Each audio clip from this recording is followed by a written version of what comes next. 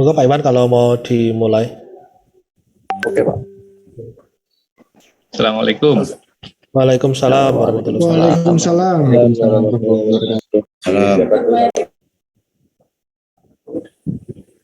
Oke, sebelumnya Assalamualaikum warahmatullahi wabarakatuh. Waalaikumsalam. Selamat pagi untuk adik-adik semua, teman-teman dosen dan para senior juga yang hadir di kelas ini. Kita udah mulai pertemuan pertama pengenalan di minggu kemarin kita hari Selasa libur mulai Pak. Kita udah mulai. Ini adalah pertemuan kedua. Di pertemuan kedua ini kita kelasnya gabung, kelas pagi dan kelas siang, dan materinya insya Allah akan diisi oleh Pak Abim untuk pagi hari ini. Ntar sesuai kesepakatan kemarin kita mulai absen mulai menit ke-15 ya Pak ya, Pak Abim? Iya. Nah, ntar bentar lagi kita sambil menunggu beberapa dosen yang gabung untuk bisa diabsen. Setelah diabsen ntar kita segera mulai perkuliahan pada pagi hari ini. Oke, mungkin itu sedikit intro dari saya. Baiknya gimana Pak Abim? Langsung mulai aja atau kita nunggu dosen untuk diabsen? Monggo. Yang belum hadir siapa ya? Adakah yang belum hadir? Pak Budi sudah. Oh, sudah. Oke, Pak Roso. Enggak. Saya lihat belum ada Pak Roso ini. Oh, Pak Roso belum ada. Ya, atau kita mulai aja ya biar efektif ya. Nanti sambil jalan kalau memang itu kita absen. Nanti ada pertengahannya Pak yang materi separuhnya kita absen di situ. Boleh. Oke, boleh saya mulai Pak Iwan? Oke, silakan Pak. Dipersilakan Pak Abim. Oke, bismillahirrahmanirrahim. Assalamualaikum warahmatullahi wabarakatuh. Waalaikumsalam warahmatullahi wabarakatuh. Terima kasih atas kehadiran rekan-rekan mahasiswa dan juga rekan-rekan dosen pada pertemuan kedua hari ini, yaitu praktikum pemrograman teknik. Hari ini kita akan masuk pertemuan kedua, di mana pertemuan kedua ini kita akan membahas mengenai beberapa teori terkait konsep dasar dan logika pemrograman. Seperti yang telah disampaikan oleh rekan-rekan dosen sebelumnya di minggu pertama, kita bicara tentang RPS, dan RPS itu adalah rencana ataupun janji kita bagaimana kita nantinya akan melaksanakan perkuliahan selama 16 pertemuan ini. Dan kami dari tim dosen mencoba melaksanakan pertemuan itu sesuai dengan yang telah direncanakan. Untuk itu mari kita awali dengan berdoa dulu menurut agama dan kepercayaan kita masing-masing, agar dengan berdoa apa yang akan kita pelajari ini menjadi bermanfaat untuk kita semua. Berdoa dipersilahkan. Bismillahirrahmanirrahim. Amin. Cukup, terima kasih. Oke, untuk pertemuan kedua ini kami memang meminta untuk digabung dulu kelasnya. Jadi kelas pagi dan siang kita akan gabung karena kita akan berbicara sampai dengan pertemuan 5 itu banyak tentang teori-teori terkait pemrograman, ya, dasar-dasar pemrograman. Dan saya yakin teman-teman senior di sini yang mahasiswa dari Batan RPL ini seperti Pak Dedi, kemudian teman-teman yang lain ada Pak Agung dan lain sebagainya, sudah mengenal tentang teknik dan dasar pemrograman. Oke. Mohon mic-nya di mute dulu ya teman-teman. Apa ini? Oke. Yang pertama kita akan bicara tentang apakah itu algoritma dan pemrograman. Ini adalah judul besarnya. What is algorithm and what is the programming? Di sini kita harapannya agar dapat membuat program atau memprogram suatu persoalan itu pastinya diperlukan suatu pemahaman tentang algoritma. Nah, kalau kita bicara tentang algoritma dan pemrograman itu kadang-kadang kita keliru ataupun tidak bisa membedakan apa itu algoritma, apa itu pemrograman. Karena pada dasarnya kata-kata ini berhubungan erat, ya. Sebuah pemrograman komputer pada dasarnya adalah mengimplementasikan algoritma. Ketika kita membuat sebuah program, logikanya kita sedang melaksanakan tahapan-tahapan ataupun prosedur dari algoritma itu sendiri. Nah, untuk memahami terkait dunia pemrograman, maka kita akan membahas beberapa hal, yaitu persoalan, terminologi algoritma, program, dan pemrograman itu sendiri. Itu yang nantinya akan banyak kita kupas selama 16 pertemuan di praktikum pemrograman teknik ini. Nggak mungkin kita akan membuat program kalau kita nggak ada persoalan. Jadi kalau dalam sebuah desain, persoalan itu harus kita cari, ya kan? Kita bisa tahu permasalahannya, kemudian kita harus bisa merumuskan masalahnya untuk mencari jawabannya. Kalau kita bicara tentang sebuah proyek ataupun sebuah tugas akhir, pastinya kita pasti akan mencari permasalahan dulu ataupun problemnya. Setelah kita mendapatkan problemnya, kita akan mencari rumusan masalahnya. Sebetulnya permasalahannya ini tuh seperti apa sih? Dari permasalahan masalahnya, kita bisa merumuskan metode pemecahan masalahnya, yaitu terminologi algoritmanya, tahapan-tahapan pemecahan masalah tersebut, sehingga mendapatkan suatu solusi. Nah, setelah kita mendapatkan algoritmanya, kita bisa membuat sebuah program. Dan program itu membutuhkan sebuah tahapan, yaitu programming atau pemrograman. Seperti itu. Nah, yang pertama adalah persoalan. Persoalan identik dengan masalah. Ini, ya. Kalau kalian hidup tanpa masalah, ya itu hebat itu. Kalian menurut saya hebat banget itu, nggak ada masalah itu hidupnya indah gitu loh. Kalau nggak ada masalah. Mohon maaf. Nah, persoalan identik dengan masalah. Kalau kita lihat literatur terkait definisi dari persoalan ataupun problem itu, menurut KBBI, Kamus Besar Bahasa Indonesia, masalah ataupun persoalan itu adalah sesuatu yang harus kita selesaikan. Ya, something that you have to find the solution. Itu adalah persoalan. Sedangkan menurut NEO 96 ini adalah konsep sebuah kesepakatan, yaitu sebuah pertanyaan atau tugas yang harus dicari jawabannya. Jadi wajarlah kalau dosen memberikan tugas, memberikan UTS ataupun UAS, itu adalah untuk mencari jawaban dari soal tersebut. Tugas siapa yang mencari jawaban? Adalah tugas dari mahasiswa. Seperti itu. Jadi sekarang teman-teman harus paham dulu apa itu persoalan. Sesuatu yang harus diselesaikan dan harus ada jawabannya. Seperti itu. Contohnya seperti ini. Saudara memiliki setumpuk kartu, misalnya KTM ya, kartu mahasiswa. Misalnya kita main-main ke, kalau zaman dulu ada rental CD, rental komik, dan atau perpustakaan. Itu kita ketika meminjam kita harus meninggal ataupun memberikan kartu mahasiswa kita. Ataupun KTP misalnya seperti itu. Kepada admin dari perpustakaan ataupun rental tersebut. Kita taruh KTM kita di situ. Banyak. Ternyata yang minjem buku, yang minjem VCD ataupun CD ataupun yang meminjem software dan lain sebagainya itu nggak cuma satu orang dan banyak banget seperti itu. Otomatis kartu tersebut akan ngacak, ya kan, acak, tersusun secara acak. Saudara sebagai admin diminta oleh supervisor saudara, supervisor rental tersebut atau penanggung jawab rental atau perpustakaan tersebut, tolong dong saya disusunkan kartu-kartu tersebut, tapi urut ya nyusunnya. Ada aturannya nih, disusun tapi urut. Yang nomor terbesar ada di bagian bawah. Sorry, dan nomor yang terkecil ya itu nomor terkecil ya di bagian atas. Jadi urut paling tinggi itu yang nomor kecil sampai yang paling gede itu di bagian bawah. Nah dari sini ini ada soalan ini, ada persoalan. Nah, teman-teman suruh mencari rumusan masalahnya. Nah, rumusan masalahnya itu bagaimana?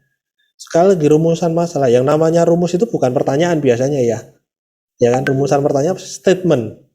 Kalau pertanyaan itu menjadinya pertanyaan penelitian biasanya seperti itu.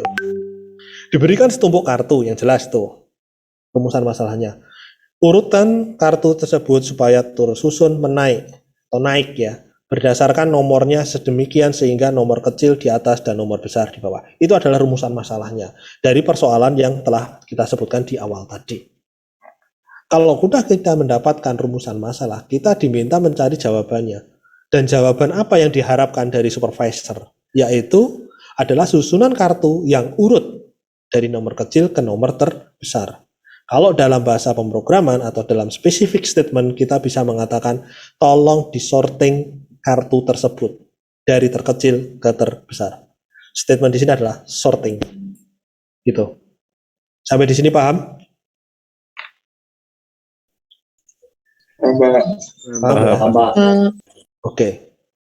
Nah, selanjutnya kalau kita ilustrasikan kartu tadi menjadi sebuah angka-angka, ya. Misalnya kita punya angka 10, 5, 3, 7, 8. tolong disorting dari yang terbesar ke terkecil. Berarti teman-teman akan memberikan jawaban 10, 8, 7, 5, 3. Begitu. Atau saya punya sebuah kartu dengan himpunannya adalah 15, 4, 8, 11, 2, 10, 19 dengan jumlah N-nya, jumlah himpunannya adalah 7.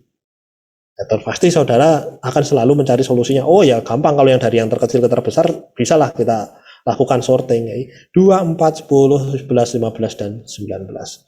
Nah itu. Ada gambaran ya jadinya ya ketika kita bicara tentang soalan dan apa yang diharapkan dari soalan tersebut. Nah, sekarang ada tugas teman-teman. Ini nanti silahkan dikumpulkan, deadline-nya adalah jam 9 waktu hari ini, 9 malam. Latihan, atau ini tugas 1-1. Terdapat sebuah tabel ataupun daftar yang berisi peserta ujian yang lulus dalam seleksi beasiswa. Tabel tersebut sudah terurut berdasarkan nomor seleksi. Anda diminta mencari calon penerima beasiswa dengan nomor tertentu. Apakah terdapat dalam daftar tersebut? Apa yang saya minta di sini, teman-teman, saya minta hanya seperti ini. Rumusan masalahnya dan jawaban apa yang diinginkan. Tapi dengan specific statement programming. Kalau ini kan specific statementnya adalah sorting. Sini sorting. Nah nanti di sini teman-teman juga harus bisa membuat sebuah kata ataupun kata-kata spesifik yang dalam bahasa pemrograman kira-kira nomor 1 itu katanya apa jawabannya, rumusan masalahnya seperti apa. Itu yang pertama. Soalan yang kedua, diberikan sebuah list yang berisi daftar kota-kota di dunia dengan temperatur udaranya saat ini. Tentukan kota dengan temperatur tertinggi. Seperti itu. Kalian boleh memberikan contoh soalnya, jawabannya seperti apa, silahkan. Yang jelas slide ini nanti akan saya share. Diketahui sebidang tanah berbentuk persegi panjang dengan panjang dan lebar tertentu dalam satuan meter. Hitunglah luas tanah tersebut.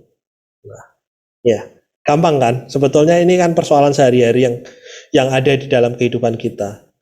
Apa yang saya inginkan dari soalan-soalan tersebut yaitu tuliskan jawaban yang diinginkan dari persoalan A, B, dan C serta berikan istilah yang tepat penyelesaian spesifiknya. Istilahnya seperti itu. Ini tugas mandiri satu-satu. Jadi nanti masing-masing mahasiswa harus mengirimkan. Nanti yang kelas pagi silahkan kirimkan upload ke draft kelas pagi, kalau yang kelas siang, kelas siang. Nanti ada folder di dalamnya laporan dan tugas. Karena ini tugas, maka masuknya ke folder tugas. Ada pertanyaan sampai di sini?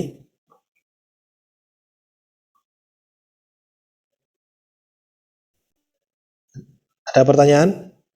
Izin bertanya, Pak. Silahkan.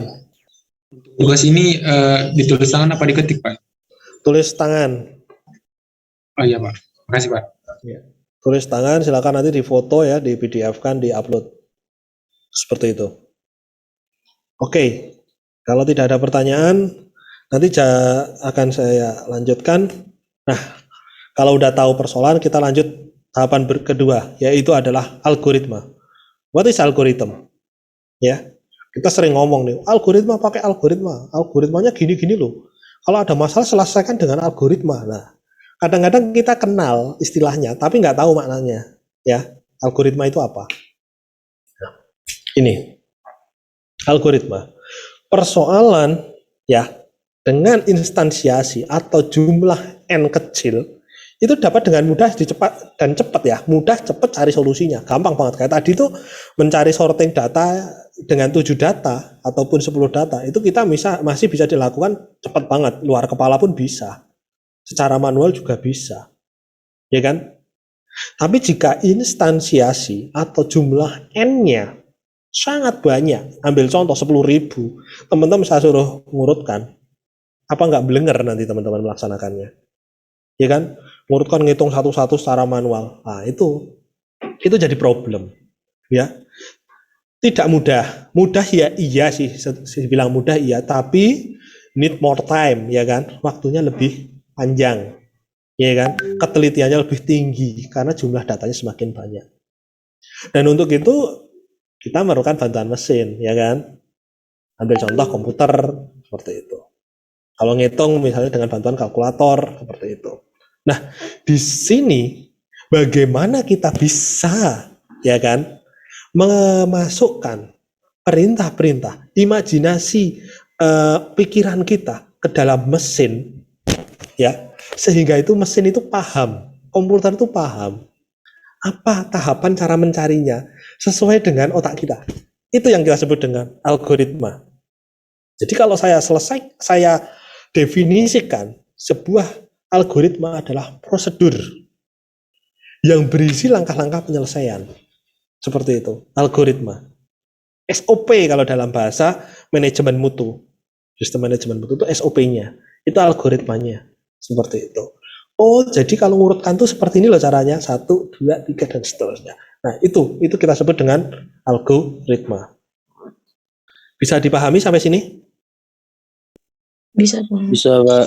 Ya. Nah, nanti kalau saya tanya ada pertanyaan apa itu algoritma, apa itu persoalan, apa itu pemrograman, apa itu program, apa itu bahasa program. Nah, itu teman-teman nanti harus bisa mendefinisikannya. Kemudian kembali ke persoalan tadi, persoalannya si Upin Ipin tadi yang sorting tadi. Maka algoritmanya yang akan dilakukan oleh orang, cara berpikirnya pasti bertahap seperti ini. Cari kartu yang paling kecil, taruh di paling atas. Cari kartu berikutnya yang lebih besar daripada kartu yang pertama. Atau kita katakan nomor terkecil kedua, taruh di berikutnya, dan seterusnya. Ya kan? Itu algoritma basicnya. Tapi kita perlu lihat nih, apakah Anda bisa simpulkan dari algoritma tersebut? Apa yang saudara bisa simpulkan di sini? Dari algoritma 1 sampai 4 atau SOP nomor 1 sampai 4. Apa kira-kira? Ada enggak perintah ataupun SOP yang berulang di situ? Ada, Pak. Nomor 1 sampai 3. Yaitu mencari kartu dan menaruhnya di urutannya seperti itu. Ya kan? Artinya di situ sebuah algoritma kalau disusun secara prosedural dan secara letterlock sesuai dengan pola pikir kita, itu akan menimbulkan hal yang berulang ataupun kegiatan yang sama terus. Nah, seperti itu. Sehingga algoritma yang tadi dari nomor 1 sampai 4 saya bisa ringkas menjadi lebih simpel dari 4 langkah menjadi 3 langkah. 3 langkah. Yaitu cari kartu nomor terkecil di antara kartu yang tersisa. Taruh kartu tersebut di posisi yang tepat. Kemudian ulangi angka 1 dan 2 sampai tersisa 1 kartu saja. Paling gampang contohnya algoritma itu adalah petunjuk praktikum. Itu. Nah, seperti itu. Bisa dipahami sampai sini? Bisa, Pak. Bisa ya? Bisa, Pak. Kelas pagi bisa memahami ya? Bisa, Pak. Oke, saya lanjut. Nah, ini latihan 1-2. Tadi kan latihan 1-1 nih. Sekarang latihan yang 1-2 nih. Buatlah algoritma memasak resep makanan. Makanannya apa? Bebas.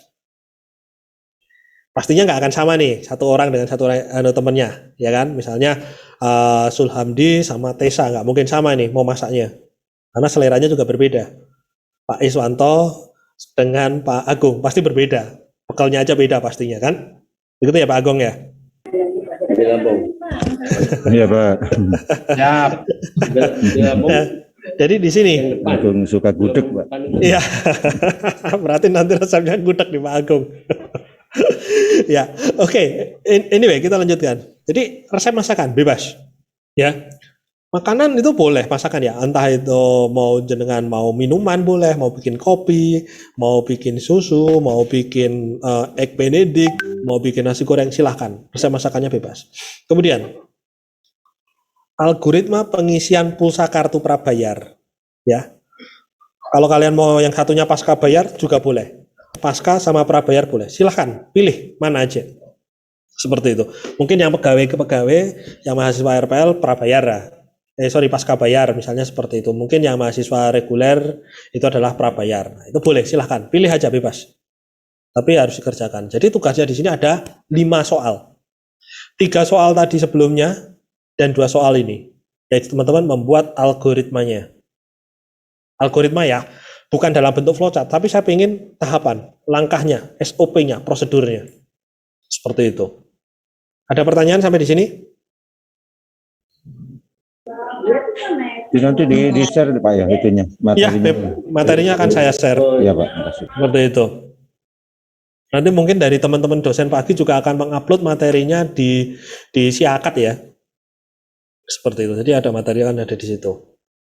Nah, ini nanti silahkan. Jadi hari ini ada 2 tugas. Silahkan ditulis nanti tugas 1-1, tugas 1-2 dan seterusnya. Seperti itu. Jadi masing-masing mahasiswa akan membuat 2 tugas. Jangan dibuat dalam 1 file, tapi 2 file yang berbeda. Karena subtopiknya berbeda. Tadi persoalan, sekarang kita bicara tentang algoritma. Bisa dilanjut ya? Bisa, Pak. Oke. Nah, kalau udah tahu algoritma, kita semakin dalam kita kenalan. Karakteristiknya gimana sih algoritma itu?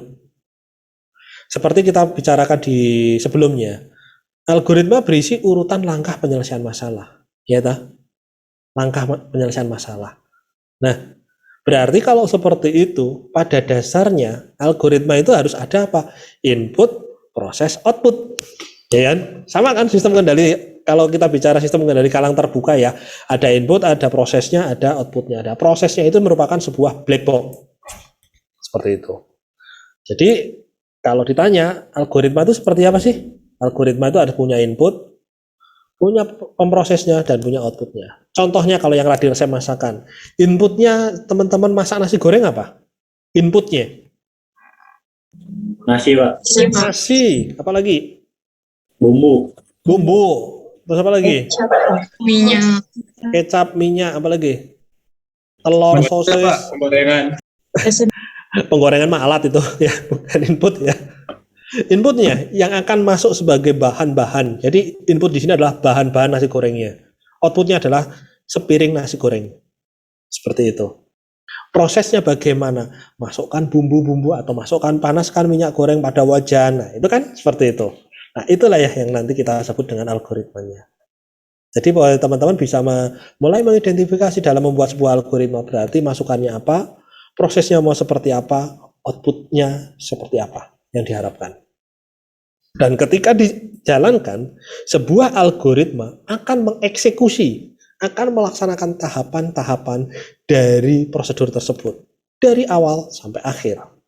Jadi harus ada endingnya. Jadi berhenti dan dihasilkan solusi. Kalau tadi kita bicara nasi goreng, hasilnya apa? Sepiring nasi goreng. Kecuali algoritma saudara menghasilkan sebakul nasi goreng. Nah, seperti itu. Jadi berbeda nantinya. Begitu ya. Nah, itu berpengaruh terhadap apa? Lamanya proses, iterasinya. Seperti itu. Output ini akan memengaruhi iterasinya. Perputaran, pemrosesan dari input tersebut.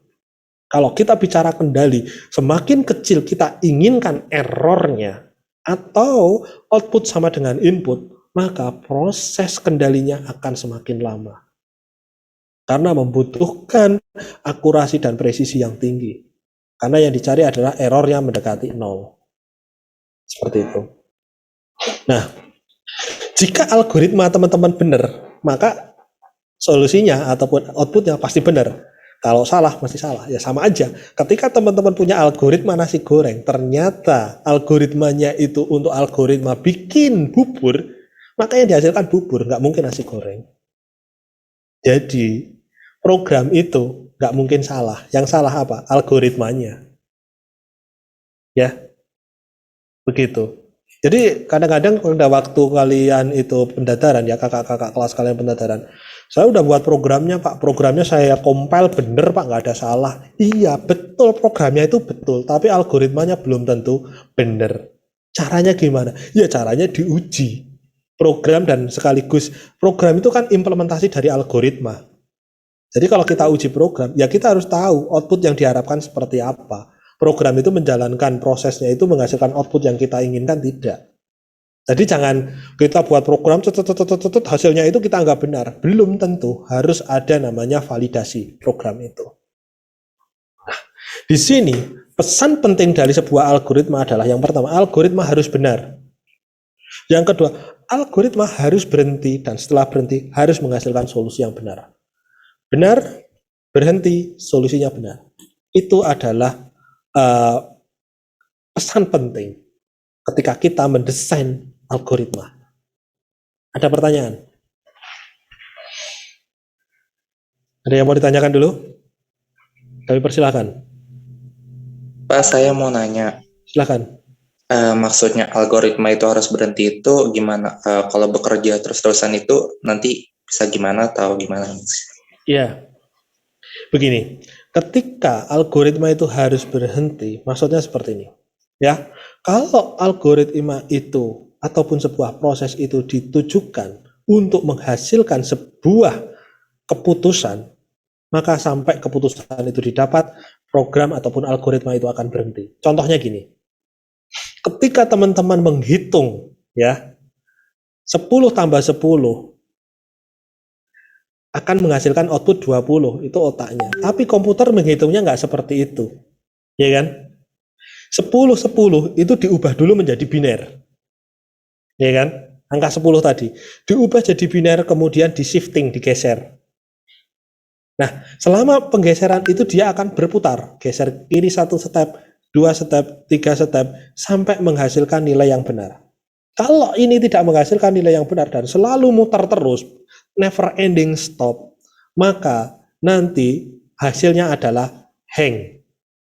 Sebagai contoh, ketika teman-teman nge-game, ya kan, main game deh, di komputer Anda, ketika algoritmanya atau game itu sedang meload ataupun memasukkan, meminta data dari game tersebut, loading, dan loadingnya nggak selesai-selesai, apa yang terjadi di komputer teman-teman? Kira-kira apa? Panas, Pak. Panas. Terus komputernya apa jadinya? Hang kan? Nge-lag, hang ya, seperti itu. Nah, di situ kenapa algoritma itu harus ada stop, berhenti, dan menghasilkan solusi yang benar. Semakin kecil teman-teman memberikan batasan errornya, maka algoritma itu akan berputar semakin lama. Begitu. Ada lagi?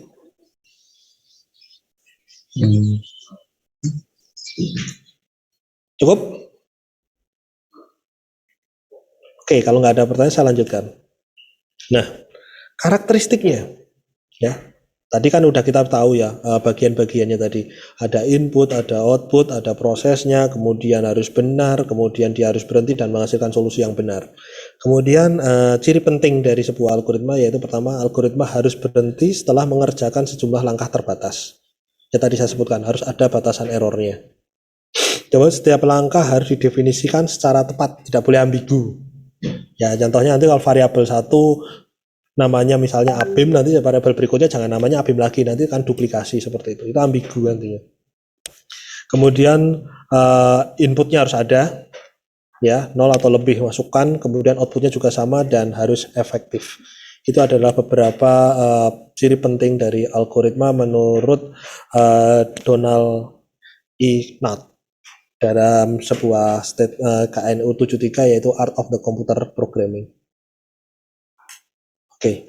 Nah, selanjutnya kalau udah tahu algoritma, kita akan bicara program dan pemrograman.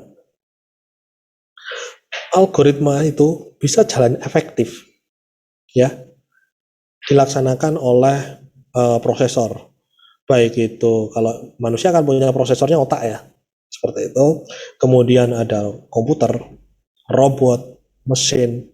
Nah, contohnya kalau robot itu bisa menggunakan PLC, bisa menggunakan Arduino, Raspberry, dan lain sebagainya. Kemudian kalau mesin, misal contoh mesin CNC, dia pakai PLC, misalnya seperti itu. Ataupun komputer sendiri dengan prosesornya. Bisa ARM, bisa Intel, dan lain sebagainya. Caranya ya si prosesor tadi akan memproses akan membaca setiap langkahnya atau instruksi dalam algoritma kerjakan. Baca, kerjakan, baca, kerjakan. Sama aja teman-teman ketika membaca petunjuk praktikum. Silakan petunjuk praktikum itu dibaca dulu, kemudian sudah tahu kerjakan. Baca, kerjakan, seperti itu. Itu proses yang ada di pemproses ataupun prosesor tadi. Nah, harapannya agar algoritma dapat berjalan dengan baik, maka pemroses yang pertama harus paham setiap langkah dalam algoritmanya itu. Ya. Tadi kalau kita kembali lagi ke karakteristik algoritma, kita tidak boleh ambigu. Jadi setiap langkahnya harus jelas, sehingga mudah dipahami dan pemroses bisa mengerti setiap langkahnya. Dan kerjakan operasi berdasarkan langkah tersebut. Jadi dia nggak boleh loncat-loncat. Langkahnya ya kalau lagi ngerjakan penambahan ya penambahan. Tahapan berikutnya adalah dari penambahan sebelumnya dikalikan dan seterusnya. Jadi tahapannya jelas, step by step. Seperti itu. Agar manusia sebagai pemroses, untuk manusia itu nggak ada masalah ya.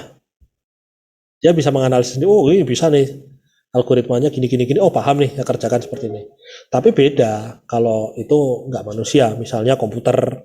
Kemudian, agar komputer itu paham dengan maksudnya manusia yang memprogramnya atau programmer, maka seorang programmer itu harus mendesain algoritma itu dan memastikan bahwa prosesor atau pemroses tadi dapat melaksanakan algoritmanya dengan tepat dan benar. Nah, itu tanggung jawab siapa? Programmer.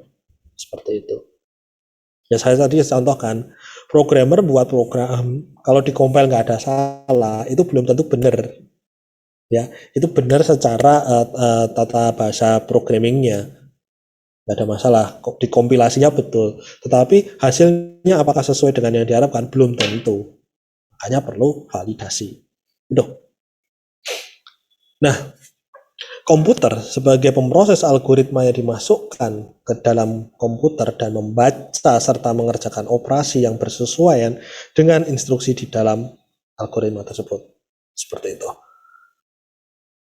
Nah, agar komputer itu ya paham apa yang teman-teman inginkan agar komputer itu bekerja sesuai dengan keinginan kita, maka pemrograman itu harus ditulis dengan bahasa yang dipahami oleh komputer.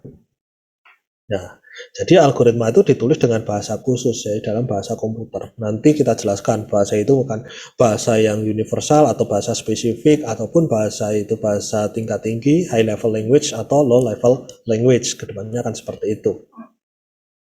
Algoritma yang ditulis dalam bahasa komputer disebut program. Ya. Kan tahapan-tahapan tadi kita convert sesuai dengan bahasa pemrograman, nah jadilah sebuah program.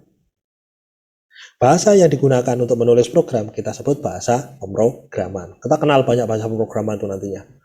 Orang yang menulis programmer atau pemrogram. Kegiatannya adalah pemrograman. Seperti itu. Jadi ada program, ada programmer, ada bahasa pemrograman dan pemrograman itu sendiri. Ya, begitu. Saya lanjut. Ada pertanyaan nggak? Ada yang mau ditanyakan? Mungkin belum, Pak. Oke, saya lanjut lagi kalau belum ada. Nah, belajar pemrograman sama belajar bahasa pemrograman ini berbeda ya teman-teman ya. Ya kayak teman-teman belajar berbahasa Indonesia yang baik sama belajar bahasa Indonesia itu beda. Kalau berbahasa itu banyak menggunakannya. Kalau belajar bahasanya, berarti saudara belajar detail tentang bahasa itu sendiri. Nah, belajar pemrograman, itu kita belajar metodologi pemecahan masalahnya. Ada problem, kita selesaikan. Metodologi pemecahannya. Dan menuliskan algoritmanya. Hanya sampai di situ, itu belajar pemrograman. Dan nanti kalau kita sudah bahasa pemrograman, nah kita gunakan bahasa tersebut, algoritma pemecahan masalah tersebut ditulis dengan bahasa pemrograman tersebut. Seperti itu. Belajar bahasa pemrograman artinya memakai suatu bahasa komputer, aturan tata bahasanya, instruksinya, tata cara pengoperasian compiler, dan memanfaatkan instruksi tersebut untuk membuat program yang ditulis hanya menggunakan bahasa tersebut. Ya, jadi seperti itu. Oke. Jadi kalau nanti di pemrograman teknik ini, saudara juga belajar pemrograman sekaligus bahasa pemrogramannya. Dan bahasa pemrogramannya banyak banget nanti di ini pemrograman teknik ini. Ada nanti menggunakan bahasa pemrograman untuk MATLAB, itu mungkin basicnya adalah Fortran, kemudian bahasa C, kemudian graphical programming, kemudian G-code. Jadi cukup banyak bahasa pemrograman yang nanti teman-teman akan pelajari di sini. Lanjutnya. Nah ini saya teman-teman bisa melihat di sini bahasa pemrograman ada Algo, ada Assembly, ada C++, ada Perl, ada Script, ada PHP, ada Python, ada Java, VB, Visual Basic, ada Basic itu sendiri, ya kan? Ada Ajax, ada kemudian ada Net, Ruby, Exec dan lain sebagainya. Cukup banyak bahasa pemrograman. Tapi kalau berdasarkan tujuannya, kita bisa menjadi dua, yaitu tujuan khusus dan tujuan umum. Nah, jadi ada Mother of Language Programming seperti itu. Ada yang bahasa spesifik. Kalau yang bahasa spesifik itu ya hanya digunakan untuk aplikasi pemrograman tertentu. Misalnya COBOL, itu untuk bisnis dan administrasi. Kemudian Fortran, ya Fortran itu komputasi ilmiah, ya biasanya seperti itu. Kemudian assembly, ya itu aplikasi pemrograman mesin tuh. Mesin tuh biasanya pakai assembly. Dan itu bahasanya bahasa low level language, dekat ke mesin, jauh dari manusia bahasanya seperti itu. Dia pakai register-register dan lain sebagainya. Kemudian Prolog untuk AI, Artificial Intelligence, dan bahasa simulasi kita biasanya menggunakan SimScript. Tuh. Sedangkan bahasa pemrograman dengan tujuan umum itu dapat digunakan untuk berbagai macam aplikasi. Misalnya Pascal ya, Pascal itu banyak dipakai. Delphi itu juga sebenarnya basicnya adalah Pascal. Kemudian ada lagi bahasa Pascal itu sendiri, pemrograman Pascal itu sendiri. Kemudian Basic, ada Visual Basic, kemudian ada T-Basic dan lain sebagainya. C itu banyak, C++, C#, dan Java. Gitu. Nah, dari itu lagi, selain berdasarkan tujuan aplikasinya, bahasa pemrograman juga kita bisa bagi menjadi dua macam terkait alaminya, kedekatan dengan bahasa manusianya. Mungkin saya sudah singgung tadi sebelumnya, yaitu ada low level language dengan high level language. Kalau yang low level itu jauh, secara alami itu jauh dari bahasa manusia. Bahasa pemrograman ini dirancang agar setiap instruksinya langsung dikerjakan oleh komputer tanpa harus melalui penerjemah atau compiler. Sifatnya adalah primitif, simple, relatif sulit dipahami manusia, komputasinya lebih cepat. Seperti itu. Karena dia langsung dieksekusi oleh mesin. Itu low level language, dan yang paling sering digunakan adalah bahasa assembly. Kemudian yang high level language itu lebih dekat dan algoritmanya ataupun cara menulis bahasanya itu lebih mudah dipahami oleh manusia. Dan ini banyak dipakai. Dan ini memiliki ya, memerlukan sebuah compiler atau interpreter untuk menerjemahkan dari bahasa itu tadi, bahasa high level language itu ke bahasa mesinnya. Kenapa ini lebih mudah dipahami oleh manusia? Karena sintak dan notasinya lebih dekat ke bahasa manusia. Dekat di situ. Kalau if, bahasa Indonesianya, bahasa manusianya if ya. Kalau perintah itu adalah bahasa pemrogramannya adalah if. Kita udah tahu if itu dalam bahasa Inggris artinya jika. Nah, maka mudah kan pemahamannya. Bandingkan dengan kalau menggunakan bahasa assembly. Put, rec, seperti itu. Kemudian DJNZ. Direct jump not zero, seperti itu, atau jump itu sendiri. Itu bahasanya simple banget. Itu kalau di bahasa assembly. Nah, kalau bahasa yang high level itu tidak dapat dilangsungkan oleh komputer atau prosesor tadi, diperlukan translator yang biasanya disebut sebagai compiler. Seperti itu. Oke, saya lanjutkan dulu. Nah, tahapan pelaksanaan program oleh komputer, ya, kita kalau udah tahu programan tadi ya, tahapannya gimana sih kok komputer itu bisa mengeksekusi program yang telah saudara buat itu. Algoritma tersebut kita translasikan, ditranslate dalam menggunakan bahasa pemrograman tingkat tinggi. Ya tadi kalau algoritma tadi kita tulis lagi dalam bahasa pemrograman tingkat tinggi, kemudian oleh program bahasa tingkat tinggi tadi itu dikompilasi dan dilingkan, ya kan? Dikompil, dilink menjadi bahasa yang bisa dipahami oleh mesin dalam bahasa mesin atau assembly. Kemudian dari bahasa mesin tadi diinterpretasi oleh CPU menjadikan sebuah operasi, entah itu dalam wujud gerakan, entah itu dalam eksekusi program tersebut. Bisa baca, tulis, hitung, perbandingan, dan lain sebagainya. Seperti itu. Fungsi dari compiler di sini adalah menerjemahkan kode program, ya bahasa program tingkat tinggi tadi ke dalam bahasa mesin atau low level language di situ.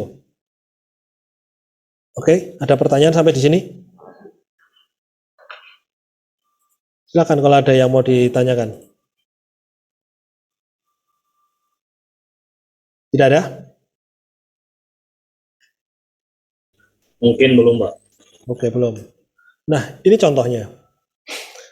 Seandainya saya memiliki bahasa pemrograman high level language-nya temperatur, temp sama dengan V dalam kurung K, kemudian VK sama dengan V plus 1 berikutnya, ya, VK plus 1 sama dengan temperatur. Seperti itu. Itu kalau dalam misalkan Java. Kalau dalam bahasa Fortran bisa temp sama dengan V dalam kurung K, sama aja, hanya beda kurung bukanya adalah kurung biasa sama kurung kotak. Seperti itu. Nah, itu kan ini mudah dipahami ya. Saya tunjukkan di sini. Ini mudah dipahami nih sama teman-teman nih, bahasa kayak gini nih. Ya, ini mudah dipahami. Ini hanya operasi aritmatik aja. Tapi mesin itu nggak ngerti bahasa seperti ini, maka dia perlu namanya compiler. Kalau C ya pakai C atau Java compiler, kalau Fortran pakai gunakan Fortran compiler. Kemudian dia akan menjadi seperti ini nih. Ini adalah instruksi-instruksi bahasa assembly. Ya. Dari bahasa assembly itu nanti akan diinterpreterkan menggunakan MIPS assembler, ya. Ya. Mesin interface programmable apa saya lupa ini MIPS assembler ini. Nah, ini kemudian menjadi bahasa mesin. Bahasa mesin itu dalam bentuk biner. Kode-kode biner seperti ini. Ini yang nanti masuk ke register-register dan lain sebagainya. Nah, ini perjalanan program itu dari bahasa tingkat tinggi ke bahasa yang dipahami oleh mesin. Begitu. Ada pertanyaan? Oke, kalau nggak ada. Nah, sebelum kita lanjutkan ke materi berikutnya, kita absen dulu ya. Saya akan absen. Mungkin absen dimulai dari kelas pagi dulu. Monggo Pak Iwan, kami persilahkan untuk melakukan absensi. Oke, baik, terima kasih Pak Afif atas kesempatannya. Ini di kelas saya langsung saya buka absennya. Ini kita absen secara manual aja kali ya? Iya. Absen secara manual, oke. Yang di saya, nanti saya panggil terus langsung ini aja, nyaut siapa yang saya panggil gitu. Ntar saya centang hadir di sini. Oke, di sini lumayan banyak mahasiswanya, 8 atau 10 ini. Yang pertama Mas Ivan Wahyu Nugroho. Hadir. Hadir, Pak. Hadir. Oke.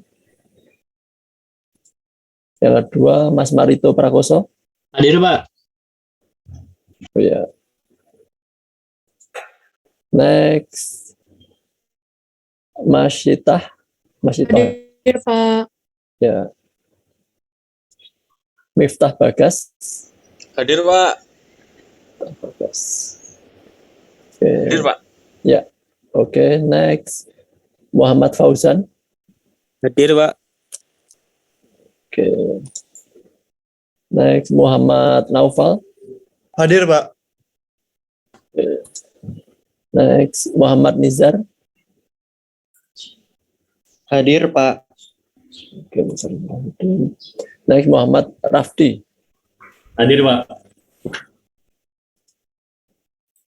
Oke, terima kasih dari saya udah hadir semua dari 8 siswa. Kemudian mungkin bisa dilanjut ke Pak Budi atau Pak Roso, silakan.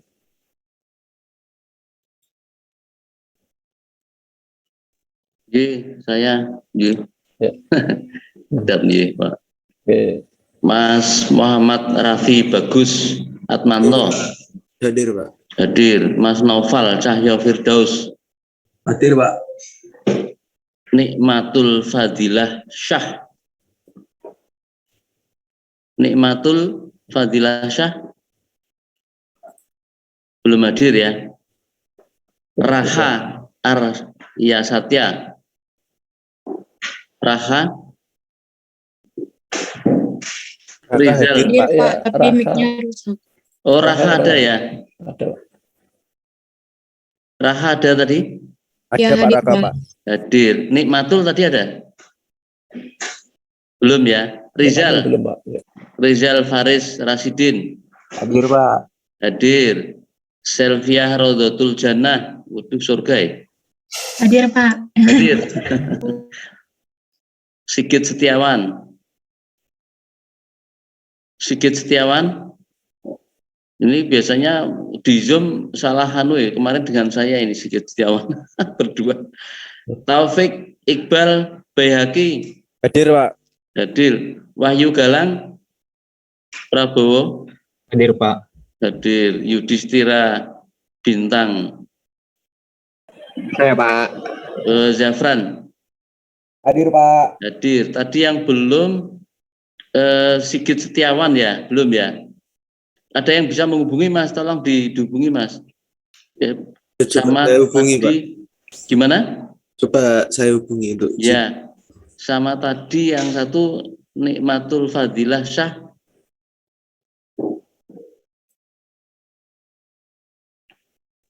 Maaf, Pak. Ya. Nikmatul Fadilah hadir, Pak. Oh, hadir ya. Tadi siapa yang belum ya? Raka? Raka tadi hadir, Pak. Mic-nya rusak, Pak. Hadir ya. Ya sudah tinggal satu lah tadi, Sigit Setiawan nanti. Ya, sampun Pak Bim, terima kasih Pak Bim. Pak, siapa lagi? Pak Budi ya, Pak? Oke, Pak... selanjutnya saya, Pak. Oke, yang pertama Ahmad Rizky Musti Wahyu Wibowo. Ahmad Rizky Musti Wahyu Wibowo. Nggak ada ya? Terus yang kedua adalah Ainul Hayati Harhab. Hadir, Pak. Ya, oke. Yang ketiga Aksin Maulana Abado. Hadir, Pak. Oke. Abado betul ya? Kan DH itu dot ya. Maula Abada, Pak. Oh, Abada. Abadha. Bagus Salsa Aron Gemilang. Hadir, Pak. Dani Ardiansah. Dani Ardiansah. Hadir, Pak. Oke. Faikhotul Himmah. Faikhotul. Oh ya, maaf Pak, mic saya rusak. Oke. Yang berikutnya Genta Sayendra Harjanto. Hadir, Pak. Oke, Genta hadir. Ikhwanuddin Alwi. Hadir, Pak. Pak Agung Supriyanto. Hadir. Hadir Pak. Oh ya, nggih. Pak Dedi Haryanto. Hadir, Pak. Ya, kemudian yang terakhir Pak Iswanto. Iya, Pak. Siap, Pak. Hadir. Oke, siap. Jadi yang di kelas saya yang tidak ada adalah Ahmad Rizky Musti Wahyu Wibowo ya. Oke, monggo Pak Iwan saya kembalikan ke Pak Iwan. Terima kasih. Boleh saya lanjut Pak Iwan untuk absen di kelas siang? Pak Iwan ya. Oke, saya absen aja ya Pak Budi ya, izin absen untuk kelas siang. Oh ya, monggo Pak. Oke. Ahmad Rizky Satria Utama, apakah ada? Ahmad Rizky. Hadir, Pak. Mana ya? Oh, oke. Kemudian Ali Gufron. Hadir, Pak. Oke. Audito Ahmad Ansurullah. Siap hadir, Pak. Oke. Ayu Lestari. Siap, hadir, Pak. Delwisa. Hadir, Pak. Terima kasih. Kemudian Fadila. Fadila. Halo Fadila. Apa itu tadi? Wede. Faisal Ramadan. Ya, Pak. Hadir, Pak. Oke. Fajhirah Anugrah Junani. Ya, hadir, Pak. Gea Fitri. Gea. Hadir, Pak. Siap hadir, Pak. Ikhwan Surya Halim. Hadir, Pak. Sama yang terakhir Rafiu. Hadir, Pak. Honda ini kalau ada tuh Hadir, Pak. Ada ras Honda, ada ras Yamaha, ada ras Halo, Suzuki Pak. ini. Ya. Oke, yang Hadir, belum Pak. ya, yang belum ini mohon maaf kurang satu. Fadila apakah ada? Fadila.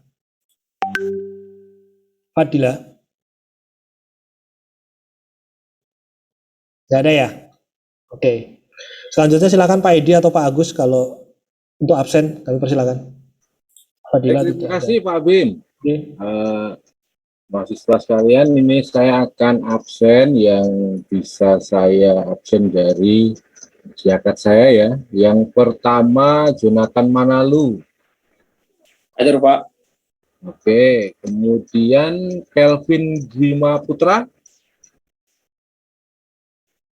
Kelvin Dwima Putra Harwanta.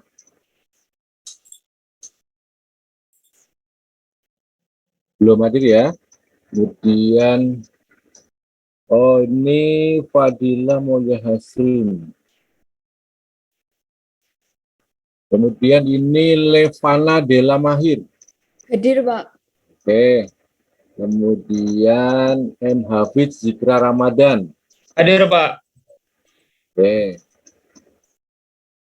Kemudian Kaira. Hadir, Pak. Ya, Kaira. Muhammad Faiz Fadilah. Hadir Pak. Hadir.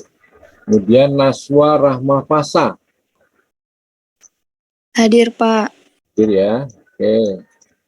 Kemudian ini terakhir Nurzihan Devrianti.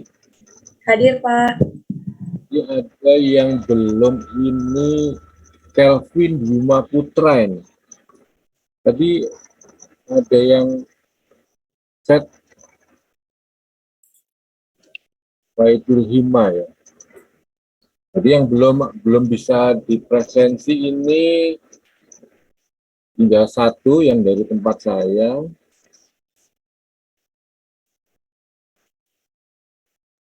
Kelvin Dwima Putra Harwanta. Mungkin temannya kalau ada kontaknya segera, mohon dihubungi ya agar segera masuk kuliah ya. Oke, saya rasa dari saya situ Pak Abim. Monggo. Ya. Monggo Pak Edi selanjutnya. Mohon maaf kok, absensi saya sama dengan Pak itu ya, Pak Agus ya. Oh iya ya. Jonathan Manalu sama udah. Oh, juga.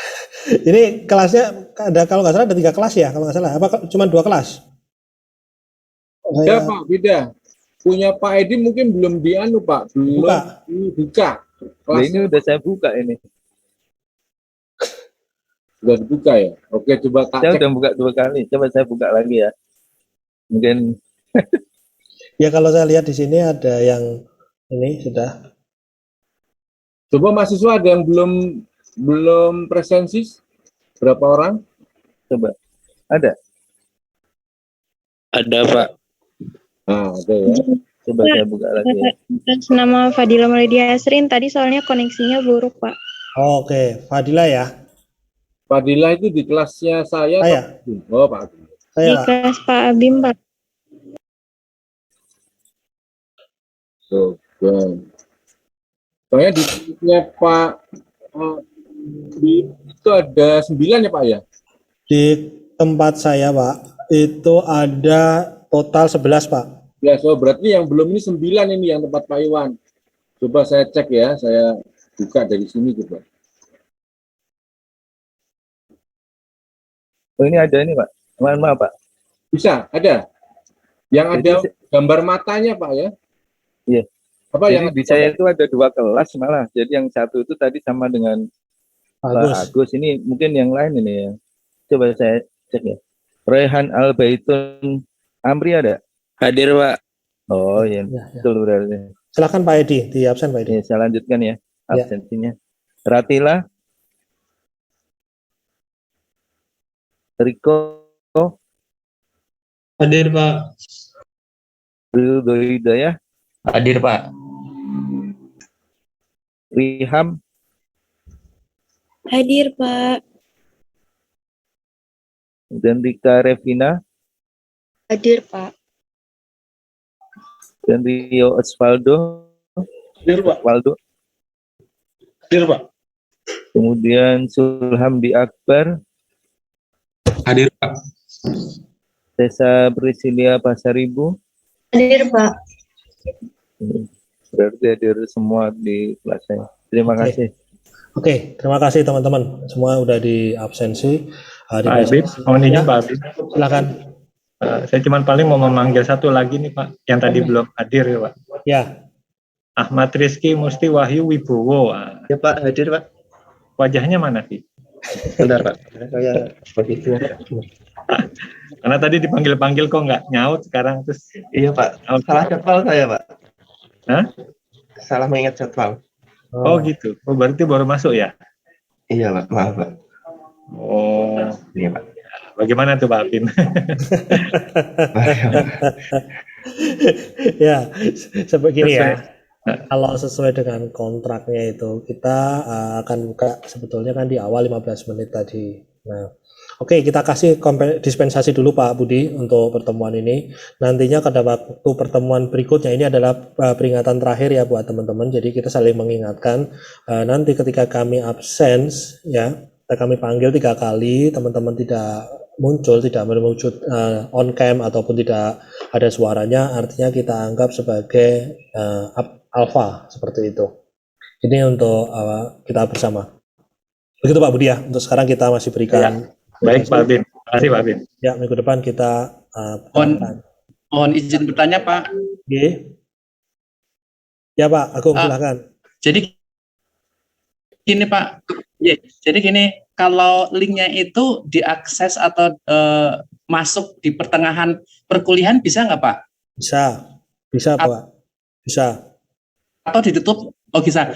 Saya gini, tadi saya menggunakan desktop itu kemudian link di kantor sering nggak stabil. Saya ganti pakai HP dengan kuota sendiri, kok nggak bisa gitu ya? Saya berpikir apa jangan-jangan ditutup sehingga nggak bisa masuk lagi gitu. Kalau seperti itu jadi agak menyulitkan karena ketika saya sudah mencoba pakai link pakai internet di kantor dan unstabil, saya berpindah dan sudah nggak bisa masuk lagi gitu Pak. Nah, kalau linknya masih bisa diakses Pak. Jadi kita tuh seperti ini, teman-teman tetap memiliki hak untuk mengikuti perkuliahan, tetapi nilai presensinya ketika tidak sesuai dengan aturan yang sudah kita sepakati di kontrak perkuliahan, artinya teman-teman nantinya tidak bisa presensi. Kalau mengikutinya masih bisa Pak Agung, seperti itu. Hanya nilai presensi yang 10% jadi kalau maksimal. Linknya bisa diakses kapan aja Pak Nje? Iya, seperti itu. Kecuali nanti udah ganti untuk mata kuliah yang lain. Sesuai jadwal masih sama Pak. Begitu Pak Agung. Oh, sih Pak Bim. Oke. Begitu ya teman-teman. Saya lanjutkan untuk presentasinya terkait teori hari ini. Oke. Kalau tadi kita sudah belajar tentang algoritma pemrograman itu apa itu. Nah, sekarang kita lanjutkan. Kita bicara mulai masuk ke bahasa pemrograman, dasar pemrograman. Bagaimana kita menulis algoritma dengan bahasa pemrograman itu sendiri. Apa sih yang harus kita ketahui? Nah, harapannya nanti setelah teman-teman belajar di sini, yang pertama teman-teman akan menjelaskan dan membedakan pengertian tipe data. Konstanta dan variabel bisa jelas dan bedakan. Oh ini tipe datanya integer. Oh ini tipe datanya chart. Ini string. Kemudian ini loh yang disebut konstanta dan ini variabel. Itu harapannya. Yang kedua, teman-teman bisa mengklasifikasi dan menentukan penggunaan operator aritmatik, pembanding dan logika. Jadi ada 2 nanti kalau belajar tentang dasar pemrograman di sini. Seperti itu. Apa yang harus teman-teman capai setelah melakukan pembelajaran hari ini? Oke. Yang pertama adalah pengenal atau identifier. Merupakan sebuah nama, didefinisikan oleh program untuk menunjukkan sesuatu. Ya, identifier. Identifier itu bisa berupa konstanta, bisa berupa variabel, bisa berupa fungsi, bisa berupa label, atau tipe data khusus. Nah, namanya itu kalian bebas tapi terbatas memberikan nama. Seperti teman-teman memberikan nama anak atau nama hewan kesayangan, bebas terbatas, nggak mungkin lah memberikan nama. Ataupun kalau di sini batasannya adalah jangan menggunakan nih ada ketentuannya, bebas terbatas asalkan yang pertama karakter pertama tidak boleh angka. Jadi kalau kalian buat kayak nama email itu kan 391 Abimanyu gitu misalnya seperti itu nggak boleh. Jadi karakter pertama tidak boleh dengan angka. Kemudian karakter kedua boleh angka. Misalnya kalau nama saya A131M, Abim maksudnya seperti itu boleh. Ya. Karakter kedua boleh angka, huruf, atau underscores. Itu nggak ada masalah. Kemudian tanpa spasi. Ya, tanpa spasi. Jadi langsung semua menjadi sebuah kata. Case sensitive, artinya capital dan huruf kecil itu dianggap berbeda. Misalnya nama Abim dengan ABIM besar kapital semua dengan ABIM kecil itu akan berbeda. Dua variabel yang berbeda. Tidak boleh pakai sintak ataupun operator pada pemrograman. Dalam hal ini saya ambil contoh yang di pemrograman C. Akan berbeda dengan pemrograman yang lain. Untuk ini saya coba kerucutkan agar bahasa pemrograman tidak terlalu luas. Dan sebetulnya bahasa C adalah salah satu induk dari bahasa pemrograman, bisa dipakai di mana saja. Jadi saya pilih pada pertemuan ini bahasanya adalah bahasa C. Jadi teman-teman nggak boleh menggunakan kata-kata void sebagai nama variabel karena itu udah digunakan di pemrograman C. Void nggak boleh, short nggak boleh, const itu nggak boleh. Const itu dari kepanjangan konstanta. If kan itu sintak tuh, if nggak boleh. Static itu juga nggak boleh. Bit, long, case, do, switch, char, float, for, else, break, in, double, include, while itu nggak boleh digunakan. Jadi jangan sekali-kali teman-teman menuliskan variabel atau identifier itu menggunakan kata-kata tersebut. Jadi kalau ditanya identifier itu bebas, terbatas. Apa aja terbatasnya? Yaitu ada 5. Karakter tidak boleh diawali dengan angka, karakter kedua boleh angka, huruf, garis besar, dan lain sebagainya, tanpa spasi, case sensitif, dan tidak boleh menggunakan sintak atau operator pada bahasa pemrograman tersebut. Seperti itu. Ada pertanyaan sampai di sini?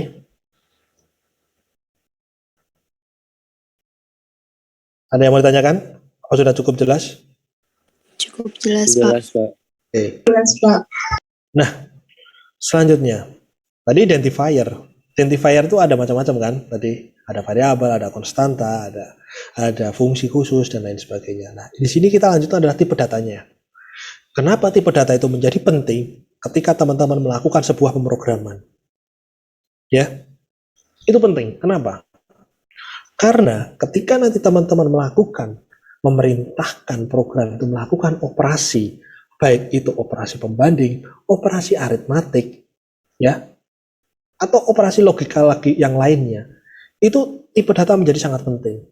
Misalnya, teman-teman ingin menuliskan atau membuat sebuah variabel dari rentang 0 sampai 10. 0 sampai 10.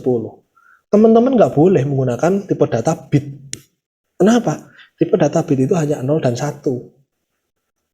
Ya. 0 dan 1. Nggak muncul saudara nulis 20 itu nggak akan muncul. Terus 3 gitu nggak muncul. Karena hanya angkanya ada 0 dan 1. Bukan 0 sampai 1, 0 atau 1, hanya ada 2 itu aja. Kalau nggak 0 ya 1 nilainya, gitu. Itu bit. Ketika karakter, char, karakter pun dibagi menjadi 2, sign dan unsigned. Kalau teman-teman menggunakan char yang sign char, artinya di sini teman-teman itu keterbatasannya adalah mengadopsi, ya, keuntungannya mengadopsi nilai positif dan nilai negatif. Tetapi nilai positifnya jadi tidak maksimal. Kenapa? Karena separuh dari nilai positif digunakan untuk mengadopsi nilai negatifnya, yaitu antara 128 sampai dengan 127. Jadi ketika teman-teman menulis 128 positif, itu nggak boleh pakai sign char. Nggak akan muncul angkanya. Seperti itu. Dan ini adalah bilangan bulat. Nggak ada koma-koma. Ya. Jadi kalau ada 0,5 nggak bisa ditulis di sini nih. Seperti itu. Ya. Kemudian unsigned char. Kalau unsigned char, teman-teman akan nulisnya hanya yang positif. Berarti yang tadi minus 128 sampai 127 itu ditarik menjadi positif semua. Berarti dari 0 sampai 255. Ini sudah pernah saya ajarkan pada waktu belajar tentang digital di elektronika lanjut ataupun elektronika. Saya pernah singgung ini. Ya, ada yang negatif, ada yang positif, seperti itu. Nah, ini contohnya. Kemudian ukurannya juga berbeda. Bit, byte, ya kan? Nibble dan lain sebagainya itu berbeda. Bit itu hanya 2. Ya kan? 2 pangkat 1, sorry. 1 bit itu. Ketika byte, ya, byte itu tuh 8. Ya. 1 byte itu 8. Gitu. Nah, dikatakan 1 byte itu berarti 2 pangkat 8. Seperti itu. 2 byte 2 pangkat 16. Dan seterusnya. Nah, di sini ada istilah tipe data adalah integer. Integer, unsigned integer. Kalau ini bisa koma-koma. Kalau yang signed integer, dia dari negatif ya. Negatif ini 64 byte ya ini ya. 32 sampai 32. Sedangkan yang unsigned integer itu dari 0 sampai 65. Ya, sekitar 64 byte lah. Seperti itu. 64 bit, sorry. Kemudian long integer 4 byte. Dan yang unsigned adalah 4 byte, tapi dia positif dan negatifnya tidak ada. Kalau yang unsigned, kalau yang signed itu ada positif dan negatif. Ini menjadi sangat penting. Begitu. Ada yang mau ditanyakan?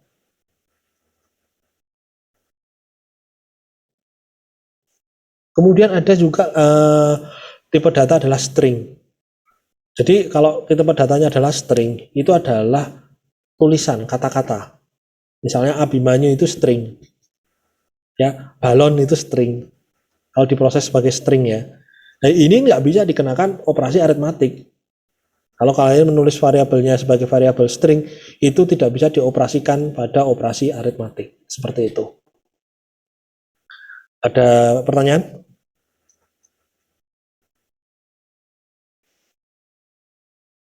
Karena menjadi penting untuk memahami tipe data ini. Sehingga kita nanti bisa pastikan program saudara yang saudara develop itu akan sesuai dengan algoritma yang didesain. Nah, ini konstanta dan variabel. Coba lihat gambar sini nih. Ada angka ini. 24x kuadrat tambah 5z kuadrat minus 12xy tambah 8y minus 7. Dari sini kita sebetulnya sudah pernah belajar secara matematis apa itu konstanta, apa itu variabel. Bicara tentang konstanta, konstan, fix nilainya. Berarti kalau dari persamaan tersebut konstantanya adalah minus 7. Sedangkan variabelnya bisa x kuadrat, bisa y kuadrat, bisa xy, bisa y atau y itu sendiri. Dan angka-angkanya itu kita sebut dengan koefisien. Nah, suatu tempat menyimpan data di dalam memori, itu kita sebut dengan variabel atau konstanta. Konstanta, data yang nilainya fix atau tetap tidak berubah selama program berjalan. Tetapi kalau variabel, data yang nilainya adaptif terhadap program dapat berubah sesuai dengan algoritma atau alur programnya. Seperti itu. Itu yang kita sebut sebagai variabel dan konstanta. Teman-teman harus bisa bedain. Konstanta dan variabel harus dideklarasikan sebelum dapat digunakan. Nah, kalau deklarasi konstanta, sintaknya adalah kurung kotak tipe underscore data, nama konstantanya dengan nilainya berapa. Contoh, konstanta tipe datanya adalah karakter. Nama konstantanya konstantaku dengan nilainya 0x10, artinya 10 heksa. Gitu. Kemudian, deklarasi variabel sama aja, hanya bedanya deklarasi variabel di sini tidak harus ada nilai awalnya, tidak menjadi sesuatu mandatori. Kalau tidak ada nilai awalnya, dia akan kita anggap sebagai 0. Begitu. Ya. Pemberian nama-nama variabel, menurut saya, gunakan nama-nama yang out of the box. Jadi unik, kalian yang paham seperti itu. Dan itu membuat program saudara menjadi unik ya, berbeda dengan program yang lain.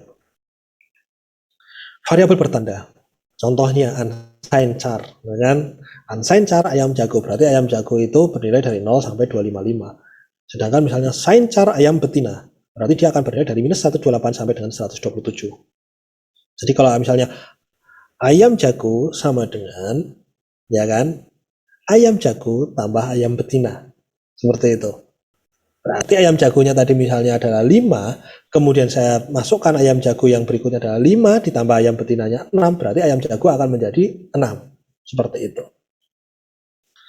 Kemudian ada namanya variabel global. Ada variabel bertanda, variabel global, dan variabel lokal. Kalau variabel global itu sekali deklarasi, dia akan digunakan di seluruh program.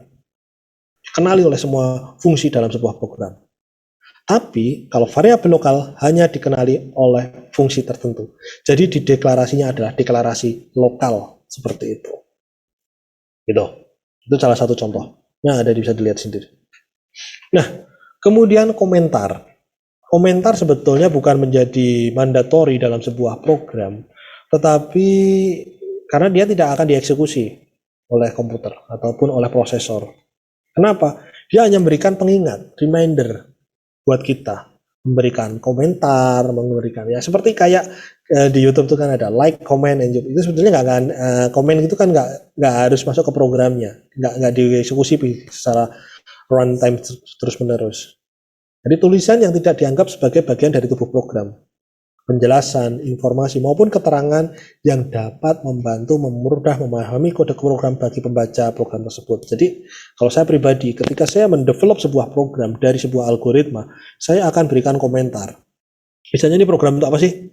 Oh ini program di-create oleh ABIM pada tanggal sekian, programnya untuk ini. Terus perintah ini, oh ini perintah untuk subprogram ini perintah untuk subprogram ini. Oh main programnya ini. Saya berikan komentar itu buat saya sebagai reminder.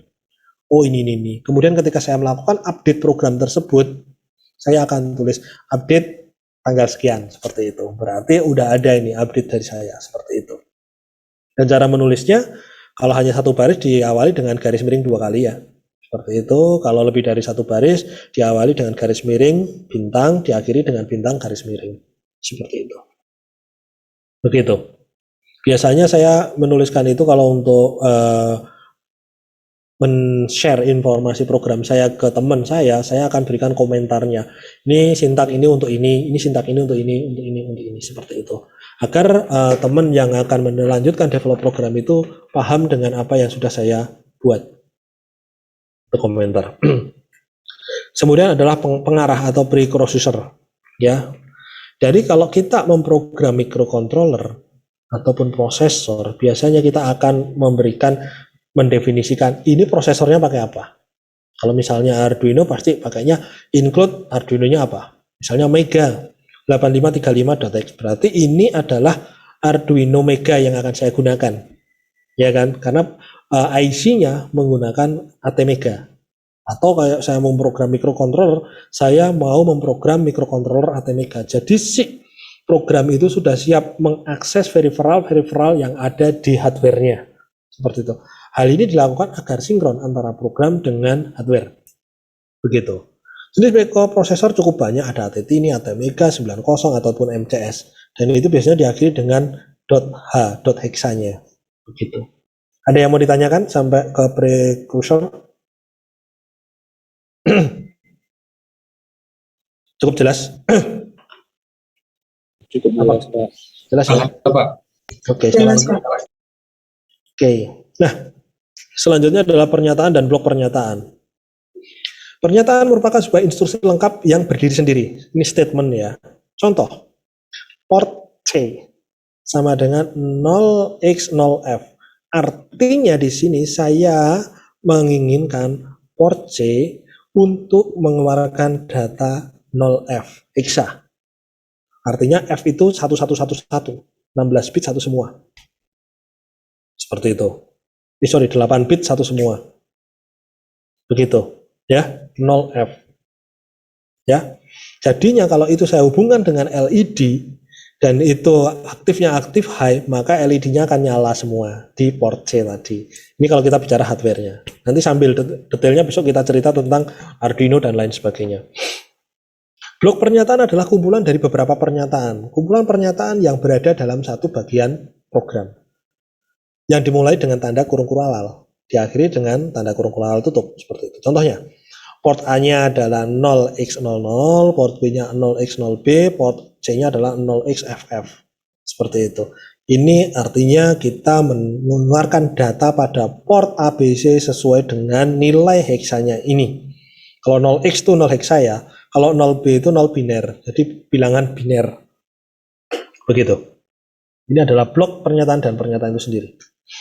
Kemudian operator aritmatik, nah gampang lah, aritmatik masih sama teman-teman. Kalau menggunakan aritmatik itu untuk penjumlahannya gunakan plus, pengurangan minus, perkalian adalah bintang, pembagian garis miring, Sisa pembagian adalah persen. Ini yang dipakai di dalam bahasa pemrograman C. Ini Pipolondo tapi versi program. Nah, ini pembanding, komparator. Operator yang digunakan untuk membandingkan dua buah data. Kalau teman-teman ingin bernilai benar, jika kedua nilai X dan Y itu sama, maka gunakan sama dengan, bukan sama dengan. Kalau sama dengan itu hasil. Tapi kalau sama dengan, itu artinya adalah sama. Benar kalau sama. Kalau tanda pentung sama dengan, benar jika tidak sama. Nah, gitu loh. Ini bahasa-bahasanya. Kita kan sekarang belajar bahasa pemrogramannya nih. Kalau yang satu lebih besar, yang satu lebih kecil, kalau lebih besar sama dengan itu sama ini, dan kurang sama dengan. Seperti itu. Ini bisa dibaca aja nanti di operator pembanding. Kayaknya udah mau habis nih. Dan yang terakhir adalah operator logika.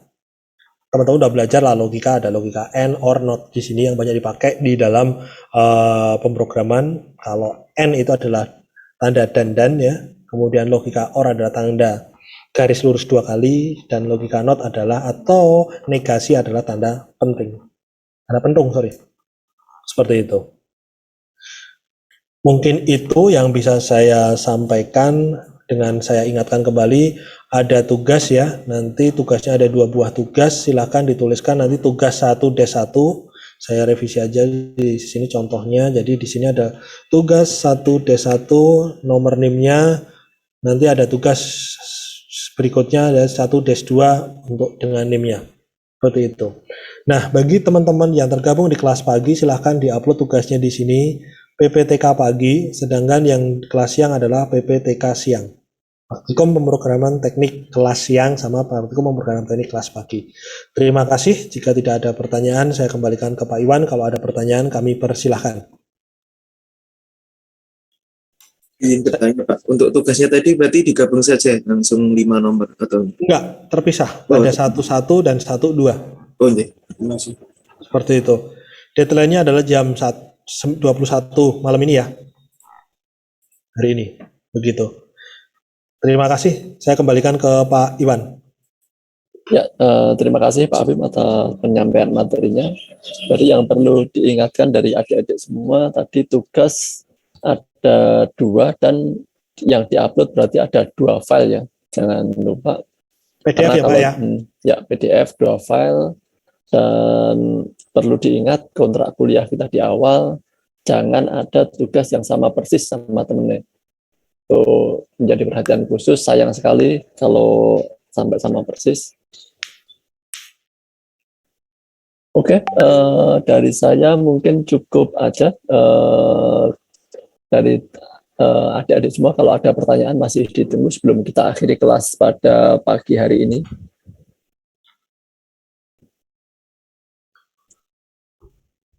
Masih mute Pak Abim? Ya, enggak, saya enggak. Oh, enggak, kirain mau ngomong. Enggak, kami persilakan kalau memang ada yang mau ditanyakan. Untuk materi punya di kelas saya udah saya upload ya, teman-teman ya. Mungkin dari teman-teman dosen yang lain juga akan mengupload materi tersebut. Oke. Berarti ini dari masing-masing dosen akan mengupload di siakatnya masing-masing ya Pak ya? Oke. Termasuk RPS dan lain-lain diupload sendiri ya? Iya, RPS sama kontrak kuliahnya. Kontrak kuliah diupload di situ. Oke. Dan jangan lupa ditandatangani ya yang kontrak kuliahnya itu. Tanda tanganin, mungkin yang nama saya diganti aja, kelas pagi, paginya diganti namanya mungkin Pak Budi ya koordinatornya ya. Nanti sama ketua kelasnya kelas pagi. Oh ya, sama nama ketua kelas. Iya, begitu. Berarti itu akan diupload di situ, ntar yang mekanisme tanda tangannya gimana Pak? Kita berikan aja ke ketua kelasnya, ke mahasiswa, kita share dulu, kemudian setelah itu baru kita upload. Oke, kalau dari mahasiswa nggak ada yang bertanya, mungkin dari dosen pengampu yang lain, kalau ada tambahan, dipersilakan. Dari saya cukup Pak Iwan. Oh cukup, oke. Dari Pak Budi, Pak Pak Roso, Pak Edi. Cukup Pak, dari saya Pak Iwan. Terima kasih. Oke, kalau ya ada yang mau tanya kayaknya Pak? Enggak Pak, tadi Pak Kelvin hadir Pak, tadi Pak untuk absen Pak. Tadi ada kendala sinyal nih Pak. Ini tempatnya Pak Agus kalau nggak salah Kelvin ya. Iya Pak. Ya. Bagus. Bagus. Ya, di tempat saya Kelvin. Jadi hadir ya Kelvin ya. Iya Pak. Oke ya. Oke, Kelvin hadir. Nanti udah nggak ada lagi ya, nih ya, yang perlu ini. Silahkan teman-teman tugasnya dikerjakan dengan sebaik-baiknya, jangan sampai kelewat jam 9 malam. Semoga sukses semuanya. Oke, sebelum kita akhiri, kita berdoa pada akhir sesi ini, berdoa dipersilahkan. Alhamdulillah. Oke, terima kasih atas kehadiran dari Bapak-Bapak dosen semua, dari mahasiswa. Semoga perkuliahan ini memberikan manfaat bagi